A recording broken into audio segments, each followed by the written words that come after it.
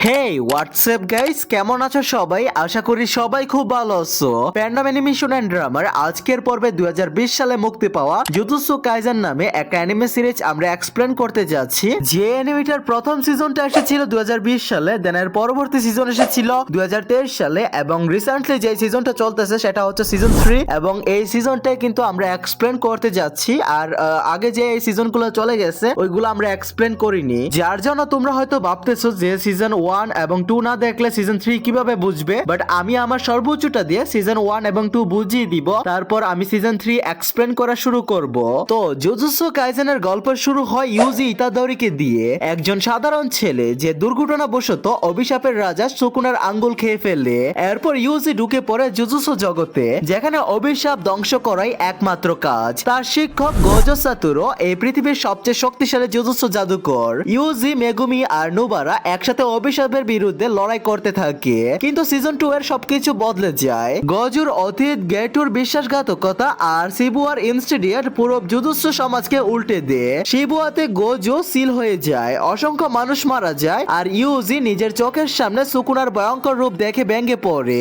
এখন জুজুৎসু দুনিয়ায় আর আগের মতো নেই, আর এখান থেকে শুরু হচ্ছে জুজুৎসু কাইজেন সিজন 3, যেখানে যুদ্ধ আরো ভয়ঙ্কর আর পরিণতি আরো অন্ধকার। গাইস, এখন জুজুৎসু কাইজেনের সিজন 3 এর এপিসোড নাম্বার 1 এ আমরা দেখি ইতাদোরি খুব মনোযোগ দিয়ে কিছু একটা শুনছিল। ঠিক তখনই একটি কার্স স্পিরিট তাকে ধরার চেষ্টা করে। সঙ্গে সঙ্গে ইতাদোরি বিল্ডিং থেকে লাফ দিয়ে নিচে নেমে যায়। এত বড় বিপদ সামনে থাকা সত্ত্বেও তার মুখে একটু ভয়ের ছাপ ছিল না, বরং তার আত্মবিশ্বাস দেখে বোঝা যায় সে বেশ মজা করে চকলেট খেতে খেতে ওই কার্স স্পিরিটের হাত থেকে পালাচ্ছিল।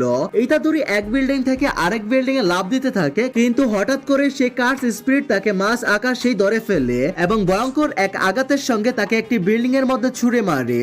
এতে ইতাদোরি কিছুটা আহত হয়, তবে সে সঙ্গে সঙ্গে নিজেকে সামলে নেয়। ঠিক তখনই কার্স স্পিরিট ইতাদোরিকে শেষ করে দেওয়ার জন্য হাত তুলতেই হঠাৎ সেখানে আরেকজন হাজির হয়। চোখের পলকে সে কার্স স্পিরিটটাকে কেটে ফেলে, ফলে সে কার্স স্পিরিট ইতাদোরির উপর এসে পড়ে।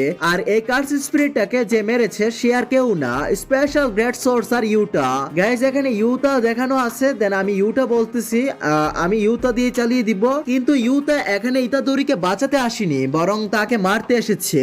এরপর গল্প কিছুটা পেছনে ফিরে যায়। আমরা দেখি জেনিন পরিবারের প্রাসাদ। সেখানে জেনিন পরিবারের সবচেয়ে ছোট ছেলে নাওয়া জেনিন প্রবেশ করেই বলে, মেয়র কি এখনো মরেনি? এমন মেয়র তো মরে যাওয়া উচিত যার নিজের অবস্থান সম্পর্কে কোনো ধারণা নেই। সেখানে উপস্থিত ওগি এবং জিনেইচি জেনিন নাওয়াকে ধমক দিয়ে বলে যে তার বাবা নাওবি এখন শেষ নিঃশ্বাস গণছে, আর তুমি এত দেরিতে এসেছো।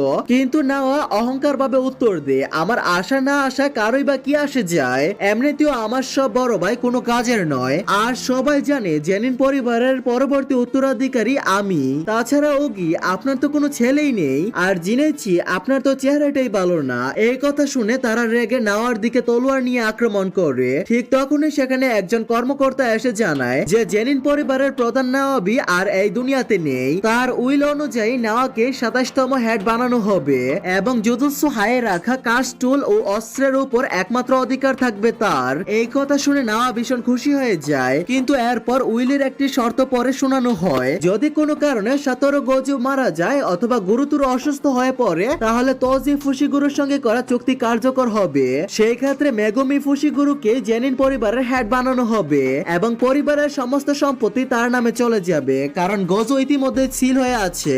এই কথা শুনে নাওয়ার রাগ আকাশে পৌঁছে যায়। সে জানতে পারে এই মুহূর্তে মেগুমি টোকিওতে ইউজির খোঁজে আছে। নাওয়া সঙ্গে সঙ্গে সিদ্ধান্ত নেয় যে সে ইউজি আর মেগুমি দুজনকেই মেরে ফেলবে।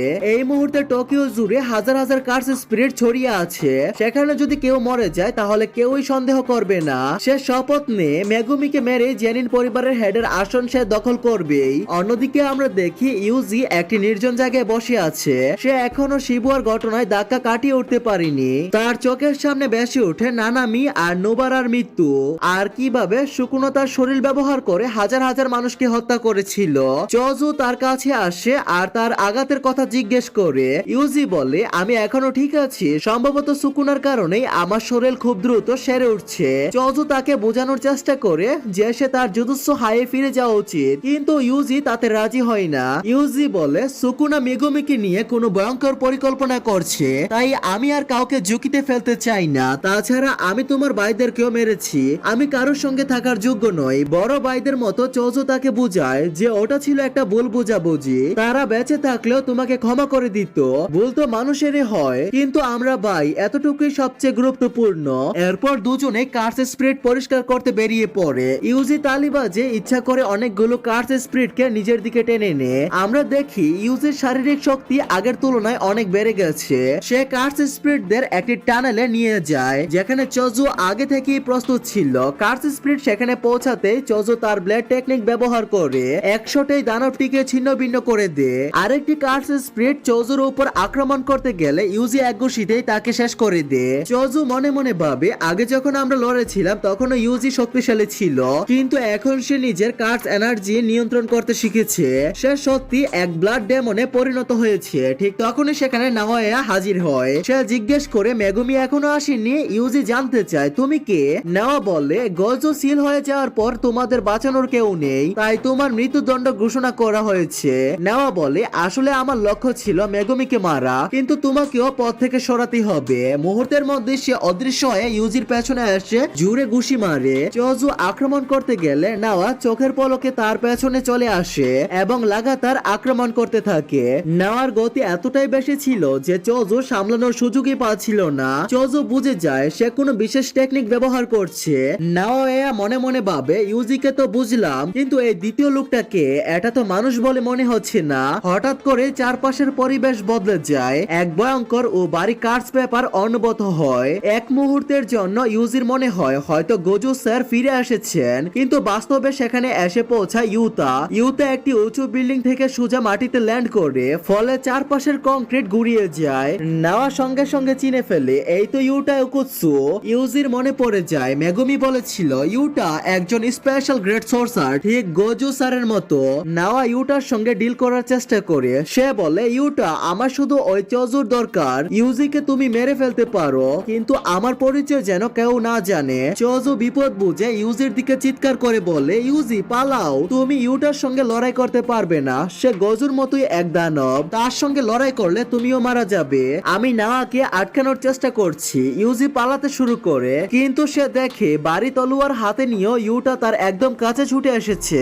ইউজি অবাক হয়ে ভাবে অস্ত্র হাতে নিয়েও কেউ এত দ্রুত কিভাবে দৌড়াতে পারে। অন্যদিকে নাওয়া চোজুকে ব্যঙ্গ করে বলে তুমি তো ব্লাড ম্যানুপুলেশন ব্যবহার করো তাই না, কিন্তু পিয়ার্সিং ব্লেড চার্জ হতে সময় লাগে, তাই তুমি কখনোই আমাকে ধরতে পারবে না। আবার দৃশ্য ফিরে যায় ইউজি আর ইউটার কাছে। ইউটা পুরোপুরি ইউজিকে ঘিরে ফেলে। তার প্রতিটি আঘাত এত ভারী ছিল যে ইউজির পক্ষে বাঁচা কঠিন হয়ে যাচ্ছিল। ইউটা শান্তভাবে বলে দেখলি আমি দুর্বল লাগতে পারি, কিন্তু আমার ভেতরে গোজো স্যারের থেকেও বেশি কার্স এনার্জি আছে। গোজোর সিক্সথ আই থাকার কারণে তার এনার্জি নষ্ট হয় না। আমার এনার্জি ফুরোতে পারে, কিন্তু এর পরিমাণ এত বেশি যে তুমি সেটা টেরই পাবে না। ইউজি বুঝে যায় ইউটার প্রতিটি আঘাতই প্রাণঘাতী। সে পাশে দাঁড়ানো একটি গাড়ি থেকে একটি ছুরি তুলে নেয় এবং তাতে নিজের কার্স এনার্জি ডালতে শুরু করে ইউটার তলোয়ার আটকানোর জন্য। কিন্তু ইউটা ঠাট্টা করে বলে তোমার নজর আমার তলোয়ার গুলোর উপর, আমার উপর নয়। আর ঠিক তখনই সে ইউজিকে জোরে লাথি মারে। তবু ইউজি হাল ছাড়ে না। সে সুযোগ বুঝে এক নিখুঁত আঘাতে সে ইউটার তলোয়ার ভেঙে ফেলে। ভাঙা তলোয়ার দেখে ইউটা অবাক হয়ে বলে তুমি সত্যি গোজো স্যারের ছাত্র। ইউজি মনে করে এখন ইউটা নিরস্ত্র, তাই সে পুরো শক্তি দিয়ে আক্রমণ করবে, কিন্তু তার আগেই পেছন থেকে রিকা এসে তার বিশাল হাত দিয়ে ইউজিকে চেপে ধরে। ইউজি পুরোপুরি অসহায় হয়ে পড়ে। সে বুঝতেই পারছিল না এটা কি কোনো শিকিগামি, কারণ সে একদম নড়তে পারছে না। ইউটা ধীরে ধীরে ভাঙা তলোয়ার হাতে এগিয়ে আসে। সে ইউজির চোখের দিকে তাকিয়ে ঠান্ডা মাথায় বলে আমাকে ক্ষমা করে দিও ইউজি ইতাদোরি। এই বলে সে ভাঙা তলোয়ার ইউজির বুকে বসিয়ে দেয় আর ইউজির মৃত্যু হয়। তো কিছুক্ষণ আগে আমরা দেখেছিলাম ইউটা ইউজির বুকে তলোয়ার ঢুকিয়ে তাকে মেরে ফেলে এবং তারপরই আমাদের সামনে সুকুনার এক ঝলক দেখানো হয়। অন্যদিকে নাওয়া তার সুপার স্পিড ব্যবহার করে চোজুকে একেবারে ধুয়ে দিচ্ছিল। চোজুর কিছুই বুঝে উঠতে পারছিল না সে আসলে কি হচ্ছে, কারণ নাওয়ার কার্স টেকনিক সম্পর্কে তার কোনো ধারণাই ছিল না। এত মার খাওয়ার পরেও চোজু বারবার উঠে দাঁড়াচ্ছিল। নাওয়া বিরক্ত হয়ে জিজ্ঞেস করে তুমি আসলে কতটা একগুঁয়ে, তুমি আসলে কি জিনিস? চোজু জবাব দে আমি 10 জনের বড় ভাই। নাওয়া বলে এটা কোনো উত্তর হলো না আমার বন্ধু, আমি তোমার টেকনিক আর তোমার জেদ সম্পর্কে জানতে চেয়েছি। এরপর চোজু ফ্লোইন রেড স্কেল টেকনিক ব্যবহার করে সে নিজের চোখের দৃষ্টিশক্তি আরো শক্তিশালী করে তুলে যাতে নাওয়া এর সুপার স্পিড সে ধরতে পারে। নাওয়া আবার আক্রমণ করতে যায় এবং এইবার চোজু তার মুভমেন্ট ধরে ফেলে, কিন্তু তবুও নাওয়া চোজুর পেটে ছুরি ঢুকিয়ে দেয়, যার ফলে চোজুর রক্ত বের হতে থাকে। তখন সেখানে হেসে নাওয়া বলে, তো তুমি ফ্লোয়িং রেড ব্যবহার করেছো তাই না, কিন্তু এর কোনো লাভ হবে না, কারণ আমি সব সময় তোমার থেকে এক ধাপ এগিয়ে থাকবো, আর তুমি এত জেদ বলেই আমাকে অস্ত্র ব্যবহার করতে হলো। নাওয়া সতর্ক করে বলে, যাই হোক আমি যে ছুরিটা ব্যবহার করেছি এই কথা কিন্তু কাউকে বলো না, যারা সোর্সার হয়ে অস্ত্র নিয়ে ঘুরে তাদের আমি একদমই পছন্দ করি না, এতে প্রমাণ হয় তারা নিজেদের টেকনিকের উপর একদমই ভরসা করে না। আমার বড় ভাইরও ঠিক এই নীলরজেদের মতো অস্ত্র নিয়ে ঘুরতো, আর সাহস তো দেখো, তোজি ফুশিগুরুকেও গালাগালি করতো। চোজু প্রশ্ন করে, তাহলে তুমি তোমার বড় ভাইদের ঘৃণা করো? নাওয়া বলে, হ্যাঁ একদম করি, যেই বড় ভাই ছোট ভাইয়ের থেকে দুর্বল হয় তার তো ডুবে মরে যাওয়া উচিত, আমার কাছে তারা আছে কি নেই তাতে কোনো পার্থক্য নেই। চোজু বলে, হতে পারে তোমার বড় ভাইদের কারণে তুমি এত শক্তিশালী হয়েছো, একজন বড় ভাই ছোট ভাইয়ের জন্য রোল মডেল হয়, সে যদি ভুল পথে যায় তাহলে ছোট ভাইদের সেই পথে যেতে বাধা দেয়, আর সে যদি সঠিক পথে যায় তাহলে ছোট ভাইরও তাকে অনুসরণ করে। হতে পারে তুমি এত শক্তিশালী কারণ তোমার ভাইরা দুর্বল। তুমি জানতে চাও না আমি এত একক হয়ে কেন? কারণ আমার কোনো রোল মডেল নেই, আমি যতই বলই না কেন আমাকে আমার ভাইদের থেকে এগিয়ে থাকতে হবে যাতে আমি তাদের পথ দেখাতে পারি, এই কারণেই আমি এত শক্তিশালী। এর সময় নাওয়ার নজর নিচের দিকে যায় এবং সে দেখে চোজুর রক্ত চারদিকে ছড়িয়ে পড়েছে। এখানে আমাদের জানানো হয় চোজু একটি ডেথ পেইন্টিং, অর্থাৎ সে মানুষ আর কার্সের হাইব্রিড। এরা তাদের কার্স এনার্জিকে রক্তে রূপান্তর করতে পারে, তাই যতক্ষণ তাদের কাছে কার্স এনার্জি থাকবে ততক্ষণ রক্তক্ষরণ হলেও তাদের মৃত্যু হবে না। হঠাৎ নেওয়ার পা মাটির সঙ্গে আটকে যায়, মাটিতে ছড়িয়ে থাকে রক্ত আঠার মতো তাকে জড়িয়ে ধরে। চোজু আবার পিয়ার্সিং ব্লাড দিয়ে আক্রমণ করে। নেওয়া তখন তার প্রজেকশন সোর্সারি ব্যবহার করে, যাকে 24 FPS টেকনিকও বলা হয়। এই টেকনিকের মাধ্যমে সে এক সেকেন্ডে 24টা মুভ প্ল্যান করতে পারে। সে ভাবে এবার সে বেঁচে যাবে, কিন্তু সে জানতো না যে চোজু 1.5 বছরের কঠোর পরিশ্রমে সুপারনোভা নামের একটি নতুন টেকনিক তৈরি করেছে। এই টেকনিকে সে তার রক্ত বাতাসে স্থির রেখে একসঙ্গে সব দিক থেকে টার্গেটের উপর আক্রমণ করতে পারে। নেওয়া এরা এই আক্রমণ থেকে বাঁচতে পারে না এবং ভীষণভাবে আহত হয়ে পড়ে। চোজু এবার নেওয়াকে শেষ করতে যাচ্ছিল, ঠিক তখনই হঠাৎ ইউটা তার পেছনে এসে এক ঘুষিতে চোজুকে মাটিতে ফেলে দেয়। ইউটার সঙ্গে ইউজির দেহটাও ছিল। এদিকে নেওয়া মুখ দিয়ে রক্ত বমি করতে থাকে। চোজুর রক্ত বিষাক্ত কারণ সে পুরোপুরি মানুষ নয়। ইউটা নেওয়ার কাছে গিয়ে বলে, আমি তোমাকে ঠিক করে দিতে পারি, আমার রিভার্স কার্স টেকনিক দিয়ে আমি অন্যদের হিল করতে পারি, কিন্তু আমার একটি শর্ত আছে, তোমাকে হায়ার আপসদের গিয়ে বলতে হবে যে আমি ইউজি ইতাদোরিকে মেরে ফেলেছি। নিজের প্রাণ বাঁচানোর জন্য নেওয়া এই শর্ত মেনে নে। এরপর আমাদের দেখানো হয় ইউজির ছোটবেলার একটি দৃশ্য। তার দাদু ওয়াসুকে ইউজির বাবা জিনকে সতর্ক করে বলেছিলেন, তুমি যেভাবেই জীবন কাটাও না কেন তুমি ওই মেয়েটার থেকে দূরে থাকবে, না হলে তুমি মারা যাবে। আমি জানি তোমার একটা সন্তান চাইছিল, কিন্তু কাউরির মৃত্যুর আগেই সেখানে এক নারী এসে দাঁড়ায় যার কপালে ঠিক সেই রকমই সেলাইয়ের দাগ ছিল যেমনটা নকল গেটুর কপালে ছিল। এতে নিশ্চিত হয়ে যায় যে ইউজির মায়া শরীরও কেনজাকু দখল করে নিয়েছিল। ঠিক তখনই ইউজির চোখ খুলে যায়, সে একটি ক্যাম্প ফায়ারের পাশে বসেছিল। ইউটা হাসতে হাসতে বলে, ভালো হয়েছে তুমি জেগে উঠেছো।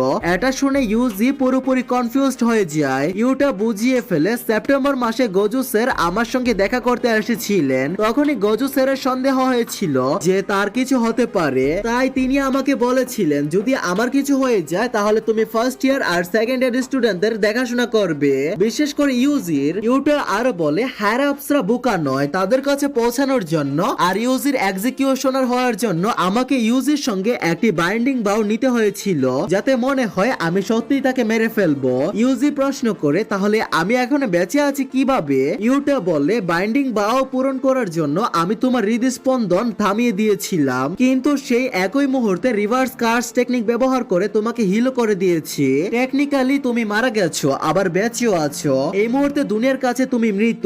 ইউজি জিজ্ঞেস করে, তুমি আমার জন্য এত কিছু করছো কেন? ইউটা জবাব দে, কারণ তুমি তাদের জন্য গুরুত্বপূর্ণ যারা আমার কাছে গুরুত্বপূর্ণ, আর তোমার শক্তির জন্য তুমি দায়ী নও, ঠিক যেমন রিকার শক্তির জন্য আমি দায়ী ছিলাম না। এই সময় মেগুমি সেখানে এসে পৌঁছায়। সে ইউজিকে বলে আমাদের জুজুৎসু হাইয়ে ফিরে যেতে হবে, কিন্তু ইউজি যেতে রাজি হয় না। সে সে বলে সুকুনার কারণে শিবুয়ায় এত মানুষ মারা গেছে, আমি যদি তোমাদের সঙ্গে থাকি তোমরাও বিপদে পড়বে। মেগুমি তাকে বুঝায় আমরা কোনো হিরো নই, আমরা জুজুৎসু সোর্সার, আমাদের অস্তিত্ব প্রমাণ করার জন্য মানুষকে বাঁচাতে হবে আর আমার তোমার সাহায্যের দরকার। মেগুমি তখন খোলাখুলি বলে কেনজাকু কালীন গেম শুরু করে দিয়েছে, এটা সোর্সারদের মধ্যে একটি ব্যাটল রয়্যাল আর এতে জোর করে মেগুমির বোন সুমিকিকেও অংশ নিতে বাধ্য করা হয়েছে। এরপর আমাদের কালিং গেমের প্রধান নিয়মগুলো জানানো হয়। কারো কার্স টেকনিক জাগ্রত হওয়ার 19 দিনের মধ্যে তাকে কোনো এক কালো নিতে গিয়ে গেমে যোগ দিতে হবে। নিয়ম ভাঙলে তার কার্স টেকনিক সরিয়ে নেওয়া হবে, অর্থাৎ মৃত্যু। যে কেউ ব্যারিয়ারের ভেতরে ঢুকবে সে প্লেয়ার হয়ে যাবে, অন্য প্লেয়ারকে মারলে পয়েন্ট পাওয়া যাবে। 100 পয়েন্ট হলে প্লেয়ার একটি নতুন নিয়ম যোগ করতে পারবে। এবার ইউজি রাজি হয়ে যায়, কিন্তু সে ইউটার কাছ থেকে একটি প্রতিশ্রুতি চায়। সুকুনার 15টি আঙ্গুল আমার ভেতরে আছে, যদি আমি আবার সুকুনার পরিণত হই তাহলে একটু দ্বিধা না করে আমাকে মেরে ফেলবে। ইউটা বলে ঠিক আছে। মেগুমি জানায় আমাদের প্রথমে মাস্টার টেঙ্গেনের সঙ্গে দেখা করতে হবে, যাতে জানা যায় গজুকে কিভাবে মুক্ত করা যায় এবং কেনজাকুর আসল পরিকল্পনা কি। কিন্তু টেনজেনের ব্যারিয়ার খুবই জটিল, সেখানে হাজারটা দরজা যেগুলো সব সময় বদলাতে থাকে, সঠিক দরজা খুঁজে পাওয়া প্রায় অসম্ভব। ঠিক তখনই চোজু এসে বলে আমি পথ দেখাতে পারি। জুজুৎসু হাইয়ের ওয়্যার হাউসে চোজুর বাকি 6 ভাইয়ের ডেথ পেইন্টিং রাখা আছে। চোজু নিজের রক্তের সংযোগ ব্যবহার করে সেগুলো অনুভব করতে পারে আর সেই পথে তাদের টেনজেনের কাছে নিয়ে যাবে। এরপর সবাই জুজুৎসু হাইয়ে পৌঁছে যায়, যেখানে মাকি আর ইউকি তাদের জন্য অপেক্ষা করছিল। মাকি এখন পুরোপুরি বদলে গেছে। শিবুয়ায় যোগুর আগুনে সে ভীষণভাবে পড়ে গিয়েছিল। হেভেনলি রেস্ট্রিকশনের কারণে তার প্রাণ বেঁচে গেলেও তার শরীরের আগুনে পোড়ার দাগ রয়ে গেছে। মাকি চোজুকে দেখে জিজ্ঞেস করে এই লোকটা কে? ইউজি বলে ও আমার বড় ভাই। এটা শুনে চোজু আনন্দে আত্মহারা হয়ে যায়। চোজু তাদের সঠিক পথ দিয়ে টুম্ব অফ দ্য স্টার করিডোরে নিয়ে যায়। পথে তারা একটি জায়গায় পুরনো রক্তের দাগ দেখতে পায়। ইউকি জানায় এই জায়গায় 12 বছর আগে তোজে ফুসুগুরু রিকোকে গুলি করেছিল আর সেখান থেকে সবকিছু শুরু। এরপর তারা মেইন হলে পৌঁছায়, যেটা পুরোপুরি ফাঁকা। তাদের মনে হয় গুজু সিল হয়ে যাওয়ার পরে টেনজিয়ান আর তাদের সঙ্গে দেখা করতে চান না, তাই তারা ফিরে যেতে চায়। ঠিক তখনই পেছন থেকে একটি বাড়ি কণ্ঠ শোনা যায়, তোমরা কি আমার সঙ্গে দেখা না করে চলে যাবে? জেনিন পরিবারের শিশু মাকি আর সুকুনার বেসেল ইউজি, তোমরা কেমন আছো? আর গাইস এর সাথে জুজুৎসু কাইসেনের সিজন 3 এর এপিসোড 1 এবং এপিসোড 2 শেষ হয়ে যায়। গাইস পরবর্তী এপিসোডগুলোতে কি হবে তা দেখার জন্য অবশ্যই এই চ্যানেলটিকে সাবস্ক্রাইব করে দিবেন। গাইস আমি শুধু নারুটো নিয়ে কাজ করেছি সব সময়, আমি অন্যান্য অ্যানিমে কখনো ট্রাই করিনি, তার জন্য আমি হয়তো এই অ্যানিমেটা তোমাদেরকে ভালোভাবে বোঝাতে পারবো না, কিন্তু আমি সর্বোচ্চ ট্রাই করব তোমাদেরকে বোঝানোর। আমাকে অবশ্যই সাপোর্ট করবে। আর গাইস চ্যানেলে নতুন হলে অবশ্যই এই চ্যানেলটিকে সাবস্ক্রাইব করে দিবে, যাতে গাইস পরবর্তীতে ভিডিও আনতে মোটিভেট হই। তো গাইস টেক কেয়ার, আল্লাহ হাফেজ।